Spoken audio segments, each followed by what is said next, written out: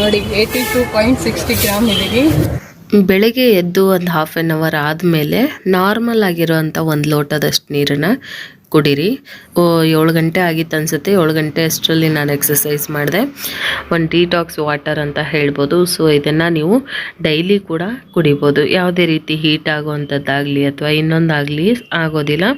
ನಿಮ್ಮ ಒಂದು ಬಾಡಿನ ಕ್ಲೀನಾಗಿ ಇಡುತ್ತೆ ಮತ್ತು ಡಿಟಾಕ್ಸ್ ಮಾಡುತ್ತೆ. ನಿಮ್ಗೆ ಬಿಡದೇ ಇರೋ ಎಲ್ಲ ಒಂದು ಫ್ಯಾಟ್ ಬರ್ನಿಂಗನ್ನು ಕೂಡ ಇದು ಸರಿ ಮಾಡುತ್ತೆ.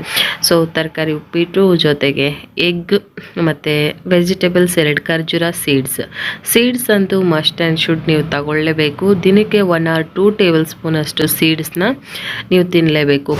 ಟೀ ಕುಡಿತಾ ಇದ್ದೀನಿ. ಸೊ ಬೆಲ್ಲದ ಟೀ ಕುಡಿತಾ ಇದ್ದೀನಿ. ಸಕ್ಕರೆ. ಇನ್ನು ನನ್ನ ಮಧ್ಯಾಹ್ನದ ಲಂಚ್ಗೆ 1 ಚಪಾತಿ, ಸಲಾಡ್, ಸೌತೆಕಾಯಿ ಮತ್ತು ಮೊಳಕೆ ಕಟ್ಸಿರೋಂಥ ಪಲ್ಯ ಮಾಡಿದ್ದೆ. ಮಸಾಲ ಮಜ್ಜಿಗೆ ತೊಗೊಂಡಿದ್ದೀನಿ. ಮಧ್ಯಾಹ್ನದ ಊಟಕ್ಕೆ ಮಜ್ಜಿಗೆ ಕಂಪಲ್ಸರಿ ಇರಲಿ. ಬೇಯಿಸಿರುವಂಥ ಕಾಳು ಮತ್ತು ರೋಸ್ಟ್ ಮಾಡಿರುವಂಥ ಸೀಡ್ಸ್ಗಳನ್ನು ಮಿಕ್ಸ್ ಸೀಡ್ಸನ್ನು ತಗೊಂಡಿದ್ದೀವಿ. ಸ್ಕೂಲ್ಗೆ ಹೊರಡೋ ಸಮಯ. ಸ್ಕೂಲ್ಗೆ ಹೋಗ್ಬಿಟ್ಟು ಬಂದು ನಾನು ಸ್ನ್ಯಾಕ್ಸ್ ಟೈಮ್ಗೆ ಸಿಗ್ತೀನಿ. ಇದೆ ಓಂಕಾರ ಇವತ್ತು ಕ್ಯೂಟಿ ಪೈ ಆಗಿದೆ. ಅಮ್ಮ ಅಮ್ಮ ಅಮ್ಮ 4 ಗಂಟೆ ಅಷ್ಟರಲ್ಲಿ ನಾನು ಮನೆಗೆ ಬಂದಿದ್ದೆ. ಸ್ನ್ಯಾಕ್ಸ್ಗೆ ಒಂದು ಚಿಕ್ಕಿ ತಗೊಳ್ತಾ ಇದ್ದೀನಿ, ಪ್ರೋಟೀನ್ ಇರೋ ಅಂಥದ್ದು. ಮತ್ತು ಟೀ ಕುಡಿಬೇಕಂತ ಕ್ರೇವಿಂಗ್ ಆಗ್ತಾಯಿತ್ತು, ಹಾಗಾಗಿ ಸ್ವಲ್ಪ ಸ್ವೀಟ್ ಇರಲಿ ಅಂತ ಆರೆಂಜ್ ಮತ್ತು ಸೌತೆಕಾಯಿ ಕೂಡ ತಗೊಂಡಿದ್ದೀನಿ. ಮುಗಿಸ್ಕೊಂಡೆ. ರಾತ್ರಿ ಊಟ 8 ಗಂಟೆಗೆ ಮಾಡಿದೆ ನಾನು.